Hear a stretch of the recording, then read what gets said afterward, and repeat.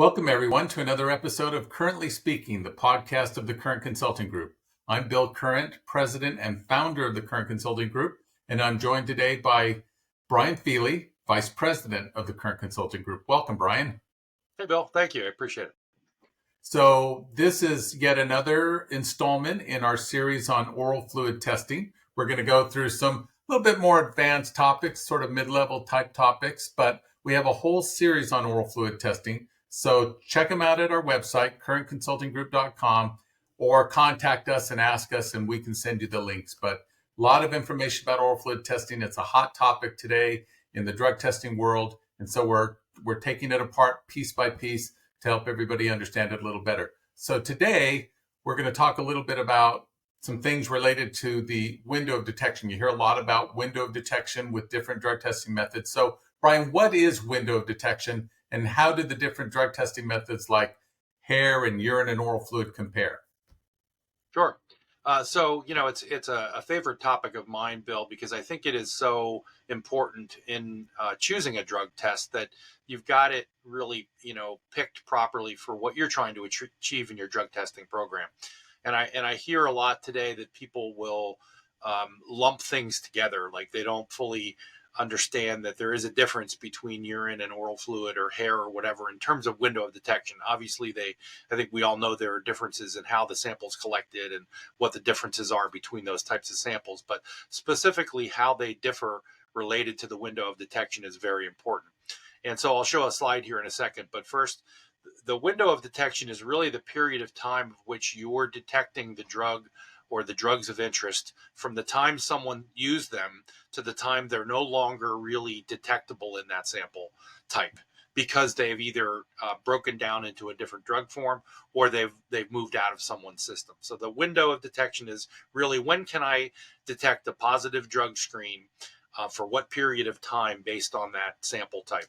And so I'll share a slide right now that really shows what I mean by window of detection for the different sample types. And you can see on the far left, you have a breath curve, a little bleep in the screen. That's a very new sample type, just coming into its own, being explored, and even somewhat commercialized for marijuana.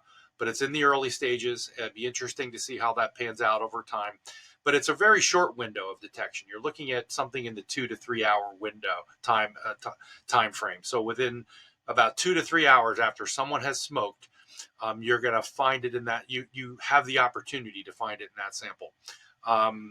And so as you look further to the right, you'll see blood and oral fluid. They're very close together in terms of the window of detection. That means that we're finding the drugs in that sample. You can see it, pretty much immediately after someone uses. So way over on the far left, that curve goes up, and then it comes down over a period of what is really hours to maybe a day, maybe 2 days, depending on the drug that you're talking about. Urine testing is really a much longer window. So you're looking at something that someone may have used, days ago, possibly even weeks. And then hair testing is even further out. It's really, what did somebody have in their system weeks later or months later. So you can see from this that because you have from very early use all the way out to long-term use like hair testing, that gives you the opportunity to do different things with those different sample types. So what does window of detection really mean? Why would that be an important issue for an employer to understand? And how does it relate to somebody using drugs recently or recent use detection? Sure. Well, so a perfect example today has to do with marijuana, right? So you're really looking at, more and more today, employers are looking to be able to hire people. They're trying to deal with marijuana laws. They're trying to deal with what somebody might be doing in their free time. So if you're looking at something like a urine or a hair sample, you're looking at past use. So you're really not, effectively dealing with the matter at hand, which is if you're trying to hire people, if you're trying to get people on the job, and you're looking at something they did weeks ago or on their free time, which, as we know from what's coming up in the states of California and Washington, are issues because you can't really look back that far. You can't look at metabolites. which I know is part of another series that we're talking about. But so, it helps you say, okay, I don't want to use urine or hair because they go back too far. Really, I'm looking for a recent use test. And that fits my hiring needs better. If you have, in a case of maybe post-accident or reasonable suspicion, those are instances where something just occurred with that individual in a workplace setting, right? So you don't want to be, you don't want to be looking at what did they do a month ago. I want to know what's in their system now. So what's in their system now is really, really nicely detected through an oral fluid sample. It's really good for that kind of an application for very recent use, post-accident, reasonable suspicion. Again, incidents, things that are occurring on the job. They look like they're stoned. They smell like marijuana. Again, do something that really represents what's in their system here and now. So how does an employer use this information in their drug testing program? Well, they can use it by basically crafting the different types of samples that they might want to use for different applications. And so this is not a one size fits all, right? So today, and the beauty of this is that we now have oral fluids, in fact, added to the HHS and the DOT guidelines. Although they're not implemented yet, employers will be able to use oral fluid for their program instead of just urine. They can use hair testing, not in regulated programs, but certainly outside of the regulated program. So, for example, they might have be in a financial institution, or some of the casinos, for example, use hair for pre-hire because they really want to look back at the lifestyle of an individual. Whereas some employers, again, that program where they have that need for a very recent test, that an incident occurred, an accident, they may choose to use oral fluid in that part of their program. So an employer can, as long as it's covered in their policy, and that's an important part, make sure that whatever you're doing in your program is covered in your policy. But you get the ability to be able to use different sample types for different applications. And as long as you spell that out in your policy, you're fine being able to do that. So many state marijuana laws, the laws that legalize marijuana use either for medicinal purposes or for recreational use in a given state, often refer to terms like impaired or impairment or under the influence. And we've said for years that a drug test doesn't prove that someone's impaired, either legally or scientifically. But with oral fluid testing being capable of detecting recent use, or even in the case of breath someday, does that mean that a positive drug test result is proof of impairment? No, unfortunately not. So you were right with your first statement that really none of the individual drug tests will clearly link to an impairment indication. It's really the combination of things that you have to use today to be able to get to what is most likely an impairment type situation, and that is signs and symptoms. Make sure you're documenting things of an employee. Make sure you're following what your policy says. You do the drug test and you get a recent drug test result. All those things can lead to potential impairment.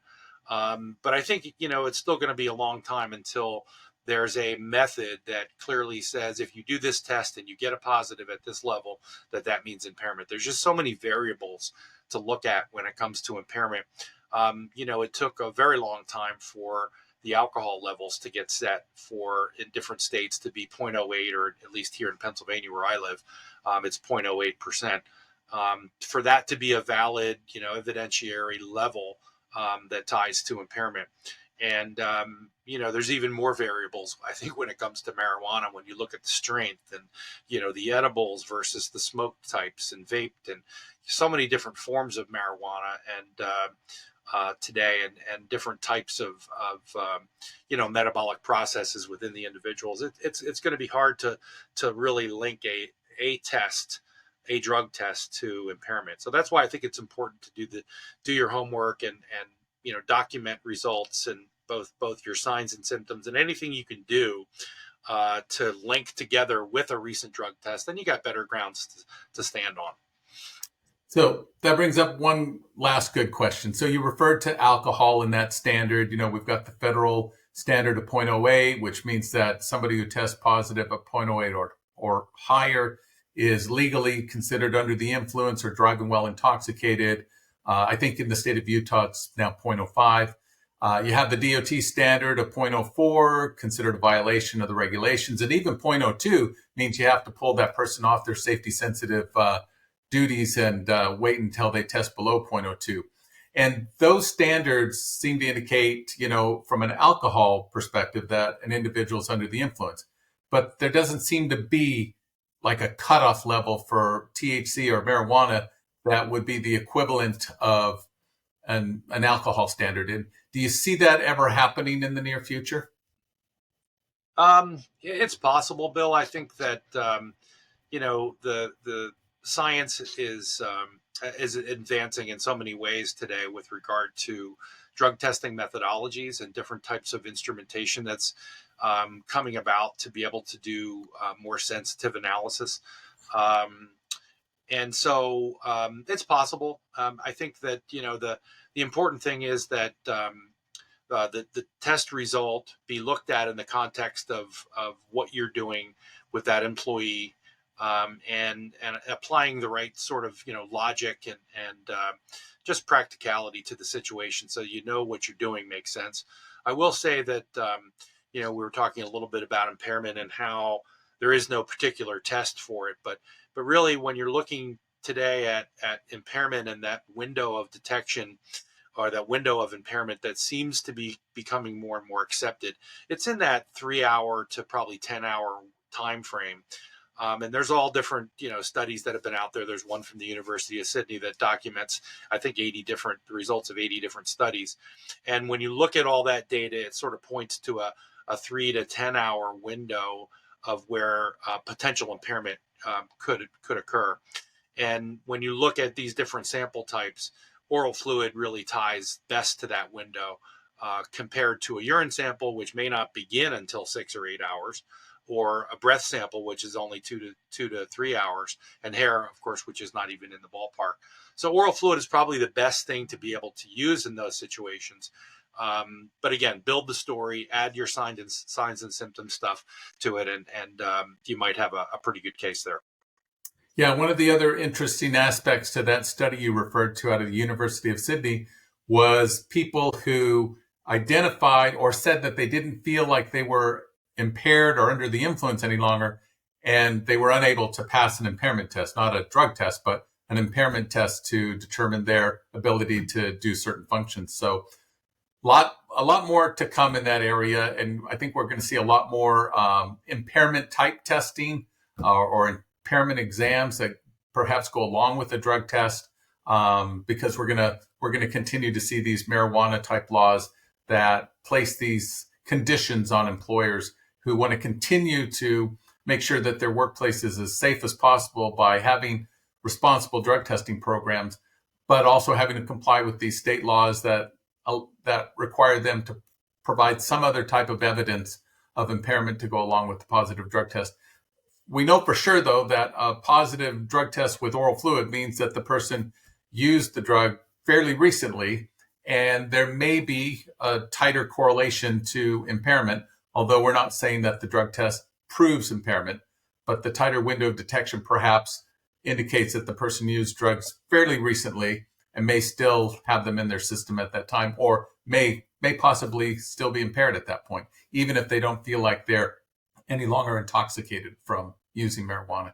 Anyways, a lot of interesting topics. We could go on and on. Thank you for joining us for another episode of Currently Speaking. If you have any questions about drug testing, about state drug testing laws, if you need help with your policy because you're dealing with marijuana issues, for example, or you're converting to oral fluid testing and you need to know which states allow it, and I'll give you a little hint. Every state allows it for the most part. There are conditions that exist in some states. So contact the Current Consulting Group. Visit our website at currentconsultinggroup.com, and we will be happy to answer any questions that you have. And that concludes this episode of Currently Speaking. Thank you for joining us.